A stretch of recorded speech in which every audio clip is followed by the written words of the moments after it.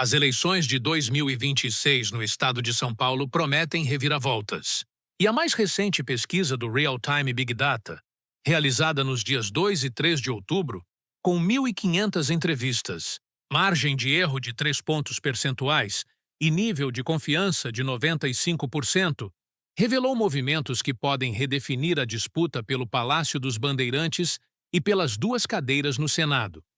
Os números trazem tanto favoritismos claros quanto disputas acirradas.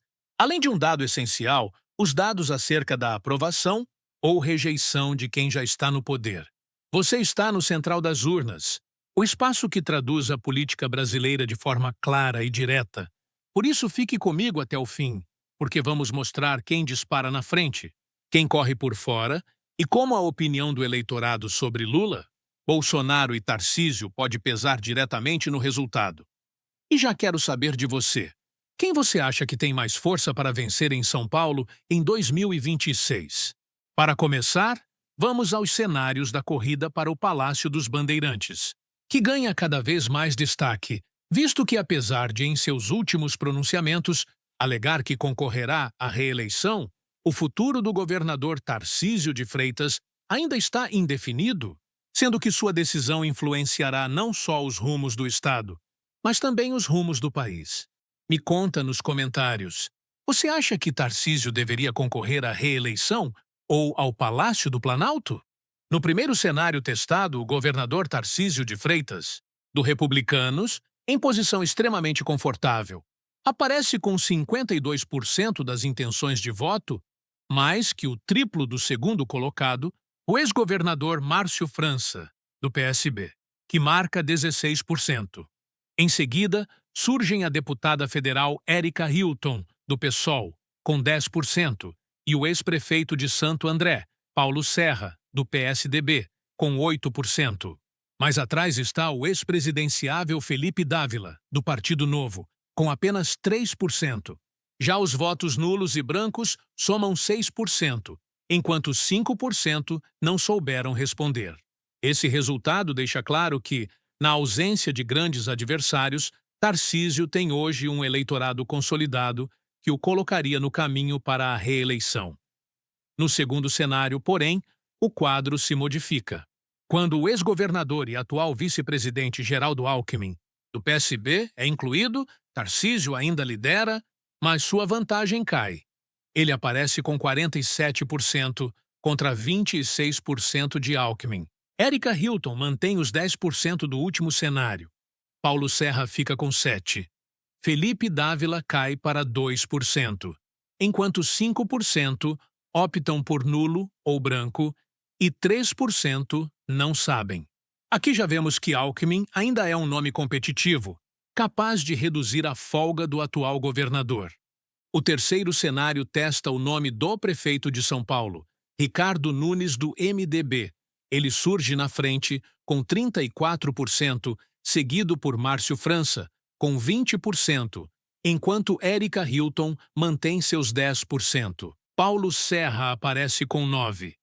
Felipe Dávila sobe para 4%, enquanto 10% declaram voto nulo ou branco e 13% não sabem. Esse resultado mostra que Nunes tem força própria, principalmente no eleitorado da capital, mas ainda precisaria expandir seu alcance estadual para manter a liderança em um confronto mais amplo. O quarto cenário exclui Tarcísio e coloca outros nomes na disputa. Nesse contexto, Márcio França assume a liderança com 27%, seguido pelo ex-governador Rodrigo Garcia, que atualmente está sem partido, e aparece com 14%. Érica Hilton novamente aparece com 10%. Paulo Serra com 9%. Felipe Dávila com 5%, enquanto 16% optam por nulo ou branco e 19% não souberam responder. Esse é um cenário muito mais fragmentado, no qual a ausência de Tarcísio abre espaço para diferentes candidaturas e aumenta a indecisão dos eleitores. O quinto cenário testa o embate entre Geraldo Alckmin e Ricardo Nunes. O resultado é um verdadeiro empate técnico. Alckmin tem 31%, contra 30% de Nunes. Érica Hilton aparece com 10%, Felipe Dávila com 7%, Paulo Serra despenca para 4%, enquanto 8% votariam em branco ou nulo e 10% não responderam. Esse cenário deixa claro que, caso Tarcísio não concorra, a disputa poderia se tornar uma batalha equilibrada entre dois nomes fortes da política paulista, sem contar que o embate Geraldo Alckmin versus Ricardo Nunes representaria uma batalha indireta entre Lula e Bolsonaro, já que, enquanto Alckmin é o atual vice de Lula, Ricardo Nunes foi reeleito em grande parte graças ao apoio do ex-presidente Jair Bolsonaro. E você, num eventual cenário Alckmin versus Nunes, em quem você votaria? Além das intenções de voto, a pesquisa também avaliou a rejeição dos candidatos. A mais citada foi Érica Hilton, com 38% de rejeição, seguida de Tarcísio de Freitas, com 28%. Geraldo Alckmin tem 26%, Ricardo Nunes é rejeitado por 24%. Rodrigo Garcia e Márcio França empatam com 22% cada. Felipe Dávila é rejeitado por 17% e, por último, Paulo Serra tem 15% de rejeição. E quando falamos de votabilidade, ou seja, quem tem mais potencial de conquistar votos? O destaque é novamente Tarcísio de Freitas. 38% afirmam que votariam nele com certeza, e mais 27% dizem que poderiam votar, consolidando uma base expressiva. Na sequência, aparece Geraldo Alckmin, com 15% de voto certo e 45% de voto possível, além de Ricardo Nunes, com 8% de voto certo e 42% de voto possível. Já nomes como Márcio França, Rodrigo Garcia e Érica Hilton têm votabilidade menor, o que mostra a dificuldade de romper a polarização que se desenha. Em resumo, os números para o governo de São Paulo indicam um cenário de ampla vantagem para Tarcísio, mas também mostram que, caso ele não esteja no páreo, a disputa pode se transformar em um jogo muito mais equilibrado entre Alckmin, Nunes e França. Agora eu quero ouvir você. Se as eleições fossem hoje, você acha que Tarcísio vence com facilidade? Ou acredita que nomes como Alckmin e Nunes podem surpreender? Deixe seu comentário aqui embaixo. Se a corrida pelo governo aponta um favorito claro, a disputa pelas duas cadeiras do Senado em São Paulo mostra um cenário completamente diferente. Fragmentado, competitivo e sem um líder isolado. No primeiro cenário, quem aparece à frente é o atual ministro da Fazenda, Fernando Haddad, do PT, com 19% das intenções de voto.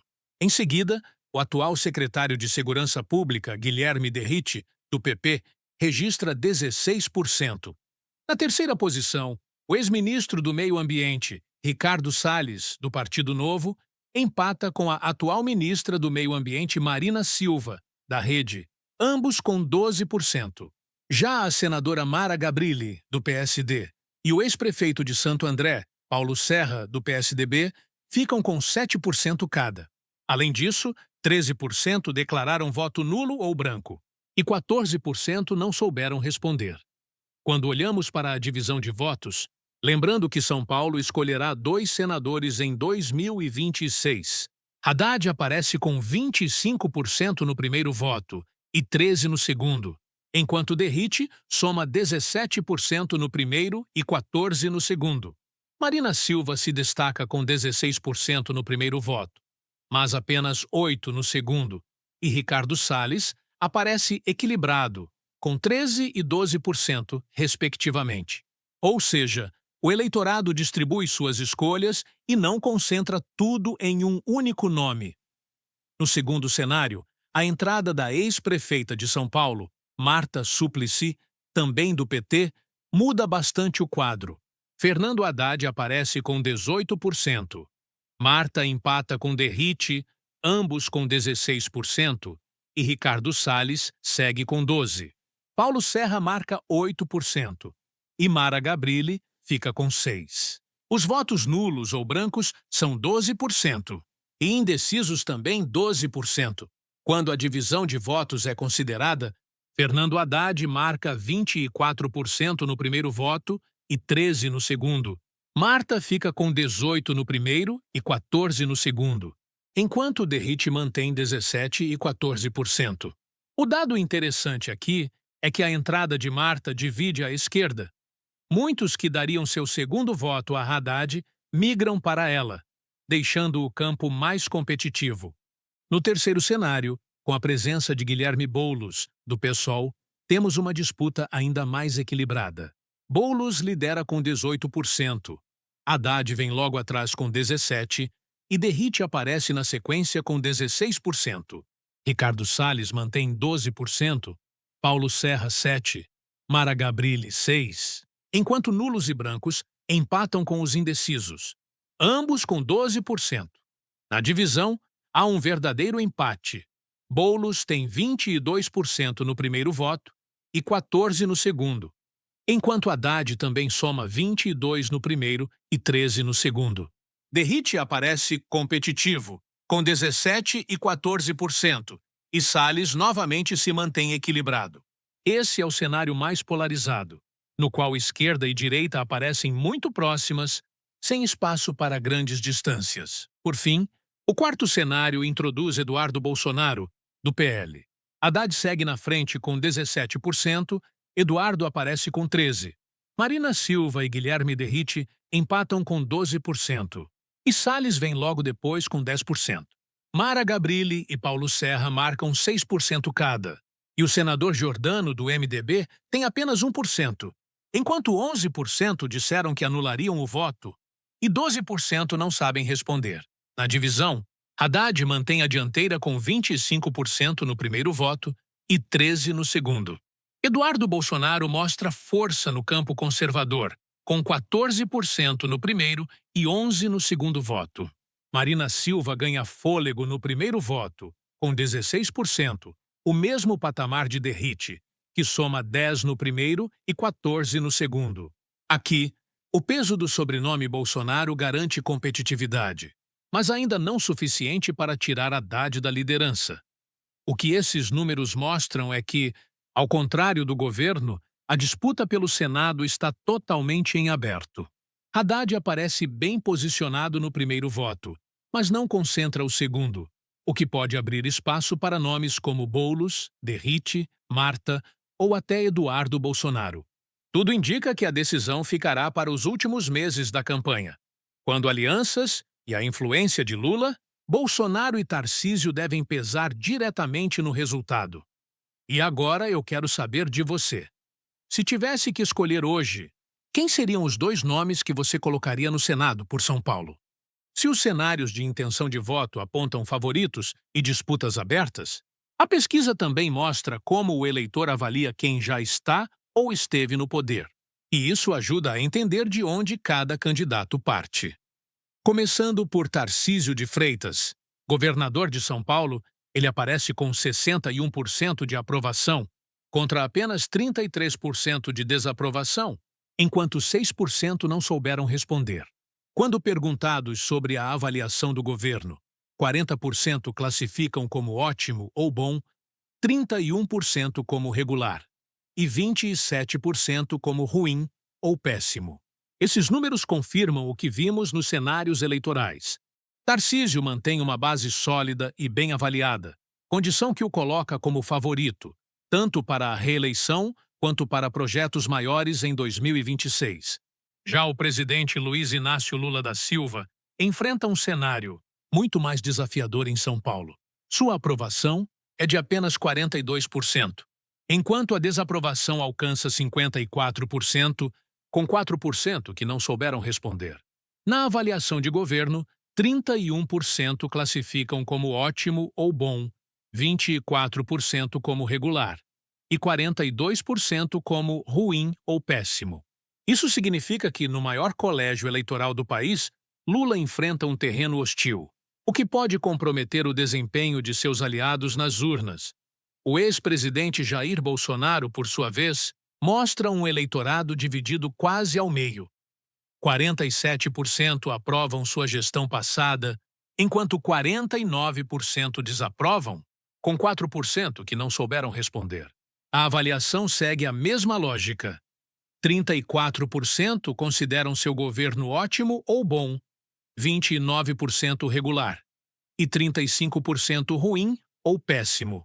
Esses números mostram que Bolsonaro mantém uma base fiel e numerosa, mas não consegue expandir além dela, o que pode tanto ajudar quanto atrapalhar os candidatos que se alinham diretamente ao seu nome. Em resumo, Tarcísio tem aprovação sólida e confortável. Lula enfrenta rejeição expressiva no Estado e Bolsonaro mantém divisão equilibrada, com apoio suficiente para impactar a disputa ao Senado e para o governo. E você, olhando para esses números, acha que a força de Tarcísio em São Paulo pode colocá-lo como presidenciável em 2026? Ou ele deve buscar a reeleição? Comenta aí embaixo. Como vimos, os números do Real Time Big Data em São Paulo deixam um recado claro. Na disputa pelo governo, Tarcísio de Freitas surge como franco favorito, com índices de intenção de voto e aprovação que o colocam em posição privilegiada. Mas o cenário muda de figura quando ele não está no páreo. Aí, nomes como Geraldo Alckmin, Ricardo Nunes e Márcio França aparecem competitivos, mostrando que a eleição pode se tornar aberta em pouco tempo. Já no Senado, o jogo é outro. Não há hegemonia, não há favoritismo consolidado. Haddad, Boulos, Derrite, Marta e até Eduardo Bolsonaro dividem espaço em uma corrida fragmentada, que vai depender de alianças, da força nacional dos partidos e do humor do eleitor paulista na reta final. Nas avaliações de governo, Tarcísio confirma força, Lula enfrenta rejeição expressiva no Estado e Bolsonaro mantém divisão quase meio a meio. Esses índices ajudam a explicar os cenários e mostram como São Paulo pode influenciar o tabuleiro nacional em 2026. E agora eu quero ouvir você. Quem você acha que vai sair vencedor no Palácio dos Bandeirantes? Quem são os dois nomes que merecem representar São Paulo no Senado? Deixe sua opinião nos comentários, porque o debate político também se faz aqui, com a sua participação. Esse foi mais um vídeo do Central das Urnas. Se você gostou da análise, não esqueça de deixar o like, se inscrever no canal e compartilhar esse conteúdo. Assim, você nos ajuda a levar informação política de qualidade para cada vez mais pessoas.